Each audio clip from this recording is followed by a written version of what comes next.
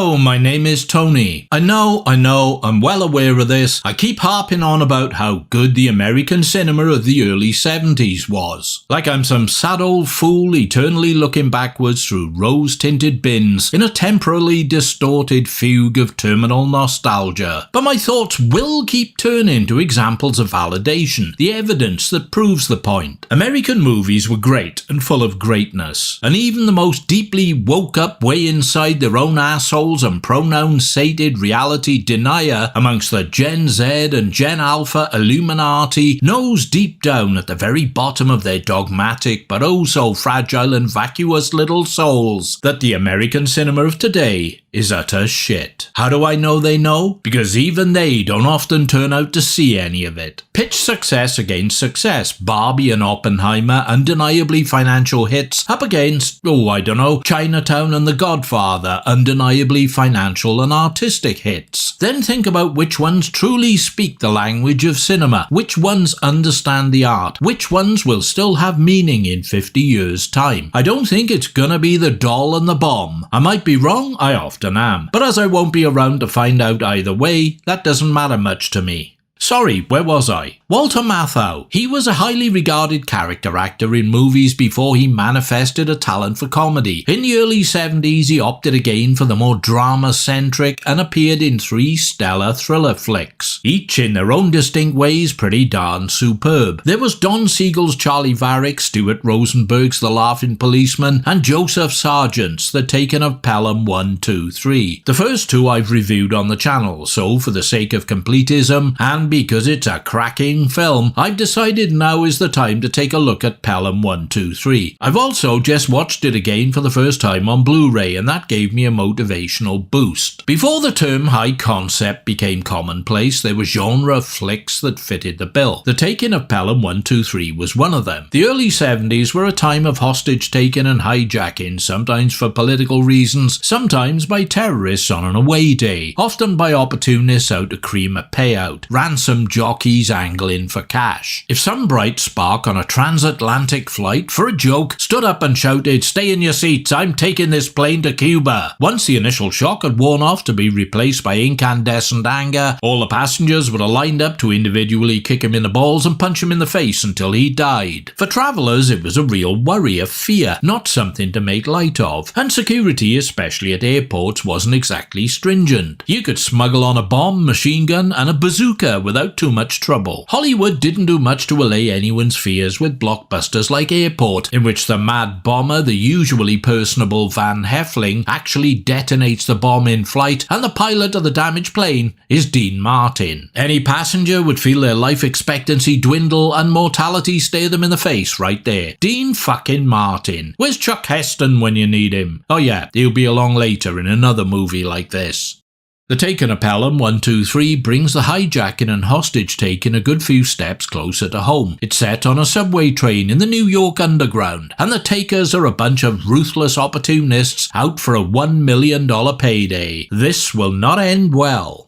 Based on the best-selling novel by John Gotti, a pen name for a chap called Morton Freedgood, Pelham sees 4 operatives in similar disguises board the Pelham 1, 2, 3 train at different stations. Revealing concealed weapons, machine guns, they make their intentions clear. They have taken the 18 people in the carriage hostage. Amongst their number is an undercover cop, William Snikowski, and the conductor, Jerry Holland. They use the code names Mr. Blue, Mr. Green, Mr. Grey, and Mr. Brown. Someone called Tarantino will use a similar trope later in his debut film Reservoir Dogs. Blue, Robert Shaw, is the leader and communicates by radio with Lieutenant Zach Garber, Walter Matthau, of the New York City Transit Police. He demands a payment of $1 million ransom within an hour. For every minute the payment is late, a passenger will be executed. That's the setup. Neat, yeah? The remainder of the film is a nerve-wracking exercise in the escalation of tension and suspense. Garber engages with Blue from the control room and tries to figure out who the hostage takers are and what their game plan is as time moves ever onwards. Every so often, Green, Martin Balsam, sneezes in the background, whether from a cold or an allergy, and every time he does so, Garber responds with Gesundheit. It may seem like nothing, but it is an important factor in bringing the film to a droll and smart conclusion, so just bear it in mind. Blue and Green are the brains. Blue is an ex-British Army colonel and mercenary. Green is a disgraced railway motorman with a working knowledge of the underground. Grey and Brown are the muscle. Grey, Hector Elizondo, a hoodlum kicked out of the mafia for being too much of a violent wild card. That's some feat in itself. And Brown, Earl Hindman, is a skittish heavy for hire. Stranding one carriage and the engine in a tunnel, the passengers of the rest of the train along with the driver are sent out to walk along the line to safety. The game between the takers and Garber begins. Blue issues his demands and is forthright and inflexible. Any delay in compliance and hostages will die. The forces of law and order muster en masse. The flu-stricken mayor, Lee Wallace, clearly a major league dick, relies on his deputy to make all the decisions for him and tell him what to do. Paying the ransom is politically motivated, saving lives in exchange for votes, rather than a humanitarian exercise. The police have closed everything off. Garber plays for time. The race is on to get the money together and get it delivered before time runs out and people start dying. And once the hijackers get their money, just how do they expect to escape from the besieged subway system? We'll get to see. From the instant David Shire's pounding score kicks in over the opening credits, Pelham puts the motion in motion picture. It never stops moving. It is a meticulously crafted sprint in which the pace never flags for a moment. As an example of how to grab an audience and hold them in place for the duration, there is no finer. All the while, Robert Stone's script manages to incorporate a scrupulously detailed background in keeping with author Godey's train spotter mentality. He was fascinated by the intricacies of the workings of the New York Underground and incorporated them into his novel. Thus it all feels remarkably real and authentically realised. Add in the rapid-fire overlapping dialogue, some of which is very deadpan and funny, and you have a magnificent thrill ride, one to be savoured. To maintain momentum, sacrifices must be made. What you don't get is detailed or in-depth characterisation, rather functional thumbnail sketches and stereotypes. The diverse passenger hostages include a black pimp, a white female prostitute, a wise old Jewish guy, a hippie, a Bronx mother with two lively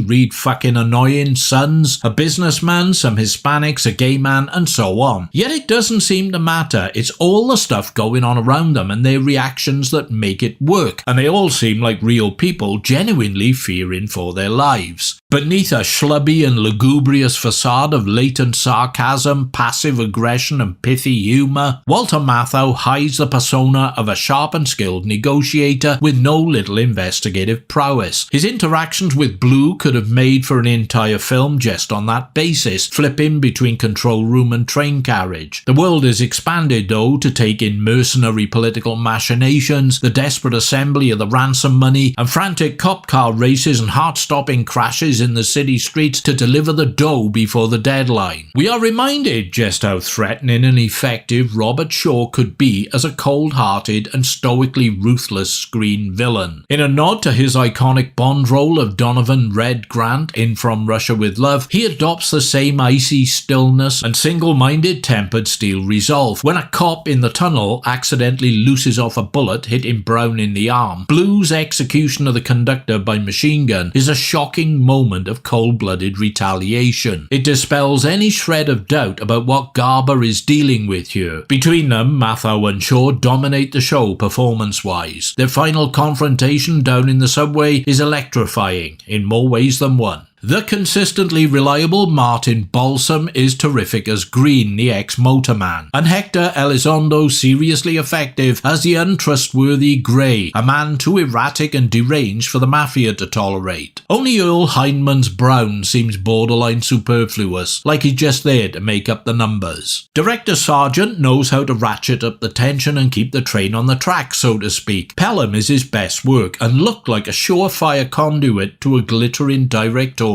career. Somehow it wasn't, and he ended up being responsible for Jaws the Revenge. Yeah, I know. What the ever-loving fuck. I don't believe all directors have at least one masterpiece in them, but if it were true, Pelham would be Joseph Sargent's Sistine Chapel.